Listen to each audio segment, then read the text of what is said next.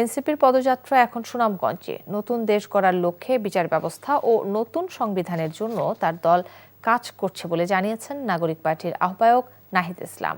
দলের পথসভা শুরুর আগে সুনামগঞ্জ সার্কিট হাউসে জুলাই অভ্যুত্থানে শহীদ ও আহতদের পরিবারের সাথে সাক্ষাৎ করে তাদের সার্বিক সহায়তার আশ্বাস দিলেন জাতীয় নাগরিক পার্টির আহ্বায়ক নাহিদ ইসলাম। এ সময় 5 আগস্টের মধ্যে জুলাই ঘোষণাপত্র ও জুলাই সনদের জন্য সবাইকে দাবি জানানোর কথাও বলেন তিনি।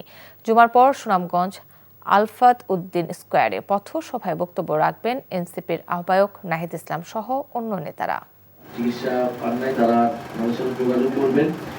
আমাদের এখানে একটা কন্ট্যাক্ট পারসন দিয়ে যাচ্ছি যার মাধ্যমে আপনারা যোগাযোগ করবেন। শহীদ পরিবাররা যারা আইনগত বা মামলাজনিত বা রাজনৈতিক নিরাপত্তাজনিত কোনো সমস্যায় আছেন, আমরা আমাদের স্থানীয় সংগঠনকে আপনাদের সাথে যোগাযোগ করবে। আমরা আমাদের জন্য দোয়া রাখবেন। আমরা কাজ করতে চাচ্ছি আপনাদের জন্যই, নতুন দেশ গড়ার জন্যই। বান্ডেল থাকলে প্রতি সেনমানিতে টাকা বাঁচবে। বিকাশ সেনমানি বান্ডেল কিনে জিতুন প্রতি লেনদেনে।